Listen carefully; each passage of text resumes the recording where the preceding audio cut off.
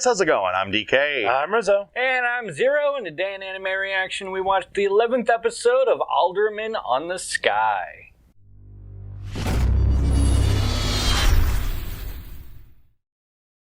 If you want to check out our reaction, or non-reaction, to the 11th episode of Alderamin On The Sky, hit that link in the description below. I thought it was pretty good. It was alright. But leave us feedback in the comments section because we love hearing from you. And as always, if you like what you see, subscribe to Otaku Saga, and don't forget to like and share our videos. And thanks for watching. Whew! That's, That was intense. it's about as intense as the forest fire, really. Yeah. That was something. Wow. So basically at the beginning of the episode, they're talking about that mountain pass that goes around the big valley. Straight out of 300. Yeah. But they decide not to protect that pass and instead to allow part of the fire to die down to funnel the people through a little kind of crevice, I guess. Like another narrow path that's really obvious. Again, straight out of 300. Yeah, and so they build wooden defenses across that Little barricade across the path. Which wisely they made quite flammable. They probably put some sort of propellant on it. Probably. Yeah, no sandbags, I'm sure. Yeah. Get nice and toasty. So while the Alderamin troops, they're figuring out what they want to do, they decide that they're going to go ahead and march up on this opening in the flames. And they do so in a number of waves. The first wave comes in. I With forgot. only like like those basic air guns. Yeah, but I forgot how many. I forgot how many was in each wave. Do you remember? I don't think they stated. Okay. I don't think they stated. Not outright, anyway. But Basically, the first wave was there to die and also put up these little barricades For the second wave. Which that were kind of mess up the way that the Empire troops could shoot their air guns yeah, and the cannons. and they were pretty much angled out like this as they're going down the trail. Yeah. And they placed those barriers to make way for the bigger machine, For a second bigger wave. the With siege weapons. what do they call it? Escalades, basically to climb over the barricade. They're mobile staircases. Yeah. Pretty much to climb over the barricades. But so they see that, and Nana and the Sunak troops And they go all Leroy Jenkins. decide that they want to go out, they say to the captain that they want to go out and remove the blood. Well, they want to remove the They didn't barricades. say that outright, but And Yatori decides that she wants to back them up. So they raise the cannons so that they're not going to hit their own troops. And then the two forces go out and remove a bunch of barricades.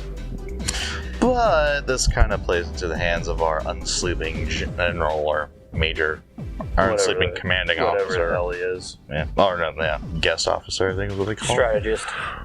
Strategist. We'll just go with that. Unsleeping strategist. Yeah. It plays right into his plan. And so He has a set of troops with air rifles, not air guns, air rifles. He has a set of troops with air rifles that shoot down It light up the basically advanced squad. slaughter the Sunak because they ran too far ahead. Yep. All because of what's your name? Nana. Leroy. Yeah, Leroy. Too much bloodlust there. At least they have chicken. Just a little bit. But yeah. Let's see. So then after that, they see the next wave coming in. And so Ikta decides to trust in Yatori and lead his platoon out to back up the Sunak so that they can get the wounded back behind the barricade. Which works pretty well, actually. So on one side, we have Ikta's platoon holding off the advancing second wave. And on the other side, we have Yatori's platoon Kind of that is holding off the remainders of the first wave. I also love the use of light in here. Yeah, That was brilliant. I love how they use spotlights to blind the enemy. Before lighting them up. light them up before they light them up. It's perfect. Well, it allows your troops to see everything. It blinds them, blinds the enemy troops, so they can't see where everything's positioned. It's really, really effective. It is. They can't get accurate shots. Is the issue? I mean, all in all, as a military tactic, what he does works pretty well. Given the situation. Given the situation, but they're able to retreat the wounded Synack, and basically they retreat to the wall, and then the captain calls a full retreat, and they set the wall on fire to prevent the troops Block from up the coming path through. again. Yeah, block up the path. Brilliant. Although it is just stalling for time. That battle is a tactical defeat because, as our unsleeping tactician noted, he got information. He knows that a rather talented commanding officer is controlling the Empire, is ordering the Empire troops, and he has an idea of the number of their ranks. So I would actually say that it's a tactical defeat for the Aldera troops. Oh. Because if you look at the numbers that they're talking about, before the episode it said the Aldera troops had 12,000 and the Empire troops numbered 600 Empire troops and 120 Synack. It now says that force for the Empire and the Synack put together is around 600, so they lost about 120 people. Most of the Synack and a few of their own. Yeah. But it said that the Aldera troops number now over 10,000, which means they lost almost 2,000 troops. It's kind of a Pyrrhic victory then. So, honestly, I would say that that's more of a victory for the Empire than it was for Aldera. But they did force a retreat, and again, those nuggets of information would probably do well for our unsleeping tactician. So, yeah, perhaps a Pyrrhic victory. Yeah. And honestly, if Nana hadn't run ahead, then it would have That's true. They might have pretty much only been a victory for the Empire because they probably would have only lost maybe 20 troops total. But that's human. Yeah. Well, yeah, she's that's hot-headed. Yeah, she's hot-headed, and I don't honestly think that we'll see that again from her just because of how that went. Mm. Well, how many? I doubt she has many troops to play with. Yeah. At handful, maximum, maybe. she has about 40. Maybe. So, I mean, you're talking not much force at all. So, Yeah. But rushing I mean, like she that- can still fight, so you're not going to see her rush in like an idiot again. One can only hope. If she learned anything at all. Yeah. Something that we also found out is a little bit of Ikta's self-realization. Yeah, He starts second guessing himself just a little bit. I think it makes the character more human. It really does. I mean, because up until now, every battle Woods Ikta's been involved in has been a squash match. Oh yeah. I mean, he's severely outwitted everyone he's matched with against to this point, which is it should be to expected. He should have a little bit of trouble, especially at this point in the series. Jean, the unsleeping strategist. Oh, yeah, that's his name, yeah. He put it very nicely. Yeah, it's a lot better than the lazy guys that we've been dealing with. Or the incompetent guys. Yeah, the incompetent guys we've been dealing with. I totally agree. That's what's going to make the story arc all the enjoyable. And it has so far. He's looking forward to it. I'm looking forward to it. Ikta is scared for his life, as he should be. As he should be. For once. He's coming into this severely outnumbered, even still. And, he has to command these people and try not to get them all killed against a force of, now 10,000. That's a big order. But that's still over 10-1. Yeah. But they only have to hold them off for 7 more days. Yeah.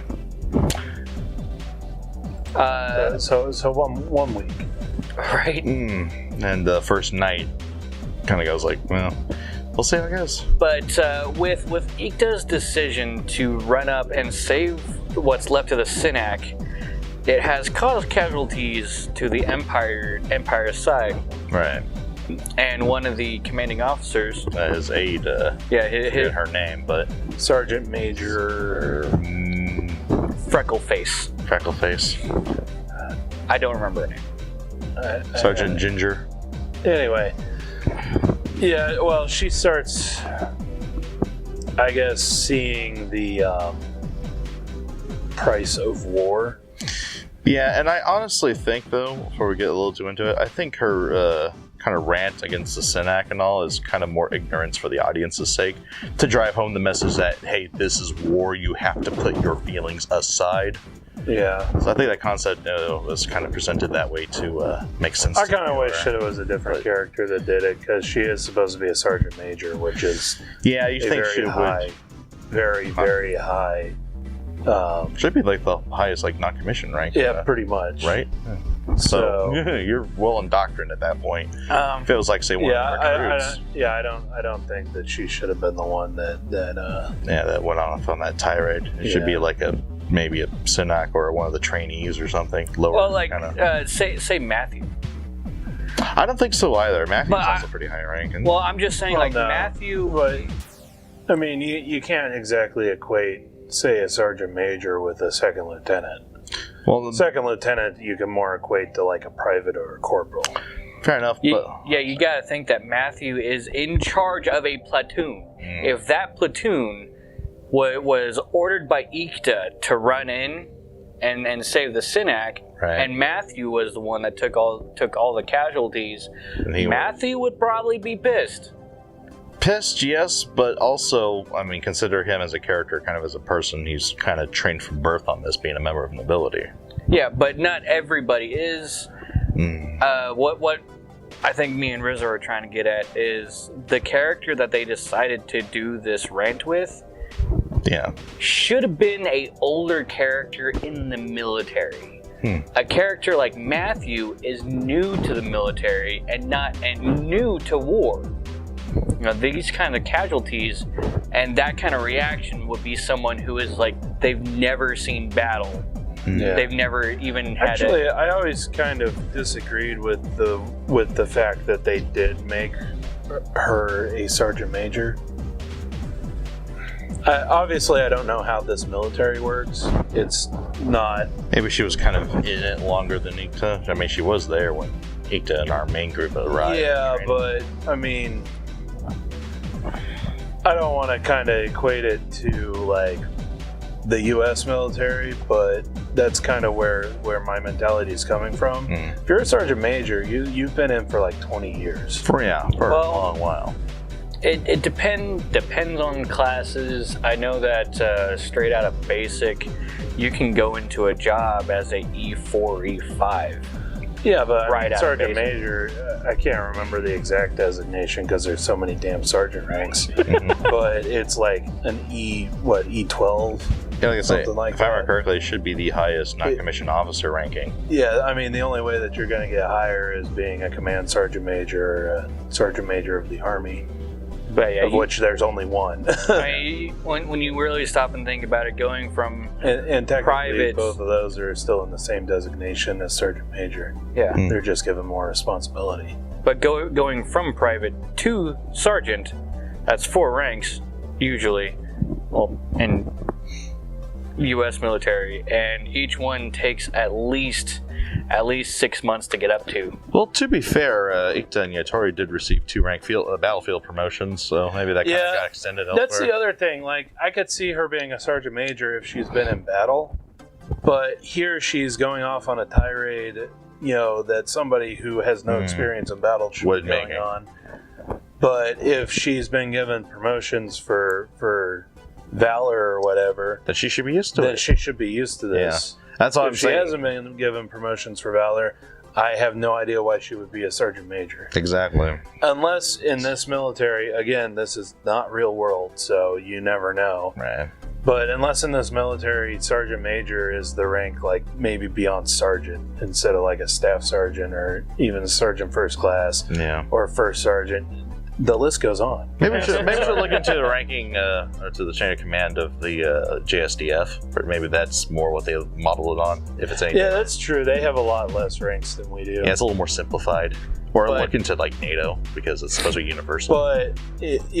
But even like the self-defense force, the sergeant major is still like the highest enlisted rank. It takes a long time to work up to that, and obviously this is again based off of not real world, right? Like almost like 1800s technology here. With the rifles and tactics as well. And tactics. There's a lot more options to get promoted for Valor, whereas in today's military, you have to have time in service.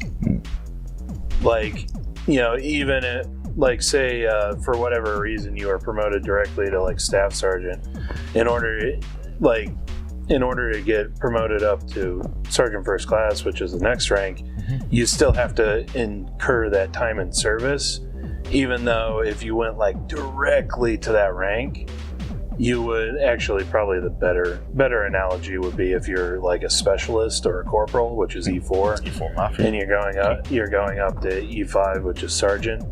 You like even if you're directly a specialist coming right out of A school, then you still have to, or basic or A school, whichever, you still have to incur the time and service necessary to get sergeant, which means you're going to be at E4 a lot longer than somebody who had to go from E1 to E2 to E3 to so on and so forth. But again, I mean, that kind of reinforces the point I was making. It should have been a newer person. Yeah. I think we can all agree on that. I'm more just going off on some tangent about how I don't understand their ranking system. Big time Gunji. Because their officer ranking system is exactly like the U.S. Army's or even the SDF is pretty similar. Yeah. Where you got second lieutenant, first lieutenant, captain, major, lieutenant colonel, and then you have all sorts of generals. Brigadier all the way to... Yeah, I'm simplifying it, but... I mean, it was really a heartfelt and intense conversation. I loved it. It really was, yeah. I really, don't get me wrong, I loved the conversation. It was a very deep meaning conversation, because that shit happens. It's another scene, kind of like Ikta with the bloody bandage in the mountain fort. It drives home the point that war is hell, and that is one of the big themes of the series, or at most series like this. So yeah, I thought it was very powerful that she was like, she basically said to Nana's face that she wishes that the Senak all died there instead. That was and brutal. Indirectly also said the same thing of Yatori. Yeah. Because Yatori is up there. Well, I mean, technically, probably in her mind, because Yatori's forces weren't nearly as far forward as the Senak.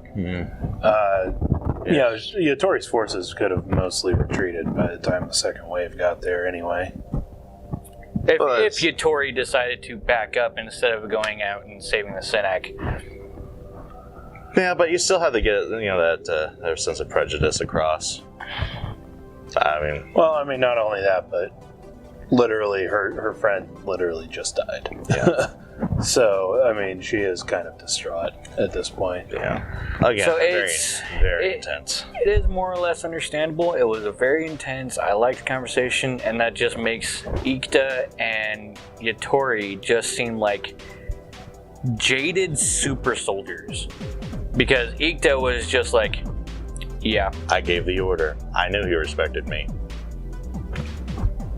And then Yatori was like, actually, you can blame that on me, and you can blame it all you want, because orders are orders. Yeah. Deal with it. Pretty much. I like the so if you were ordered to kill Ikta, I would. Yeah, that quote. Yeah. That question is 300 years too late. Yeah. Ow, she would. Yeah, I mean, her family is They're honor bound. to serve the Empire. And then that little conversation between Ikta and Yatori. Badass. So, Yatori, what would you do? Oh, if you were given the order to kill me, how would you do it? I would kill what's left of you. Oh, she would kill her family. No. She says that basically she would kill herself, like her personality, I guess. She would completely destroy the person who is Yatori. Knows. Yeah. The person that Ikta knows. And then kill her. Kill him. Destroy herself down to the soul, and then the empty shell that is an Igsum. Would then go and do the order. Badass. But then Ikta's line after that. Shipping. Sorry. Shipping for real. Until those blades. Yeah, until those blades sever my neck. I'll think about how I lost. Damn. That was badass. That might have to go for shipping of the season right there. It's probably one of the most badass badass romantic scenes, if you could call it that. Yeah. Damn. I'm so confused. I'm kind of reminded about. I'm so confused. I'm turned on, and I'm like adrenaline pumping everywhere because that was just pure badass. Yeah, all right. What I'm seeing between these two kind of reminds me of so the episode of Death Battle with Deadpool versus Deadshot, with Deathstroke. Sorry, and it goes over Deathstroke's origin story. Oh, so you're a badass too? Let's go kill people and plow. It reminds me exactly of that. Well, those two are definitely made for each other. Anyway, so next episode should be good. There's 2 episodes left in this one. Oh, okay. Oh, the ghost hunting thing, because next episode's called Ghost Hunter, and they actually had a very cool conversation about, being afraid of ghosts, which was really cool. Wham! Between the captain and Ikta. Yeah, but I'll let you guys go. Yeah, we should probably end this one. We've been ranting for a while. Yeah. Sorry! Let us know what you thought of the anime, what you thought of our reaction in the comment section below. Yep, thumbs up if you like it, thumbs down if you're tired of our extremely long rantings. But that's going to do it for this episode of Anime Reaction. As always, I'm DK. I'm Zero. And I'm Rizzo. See you next time!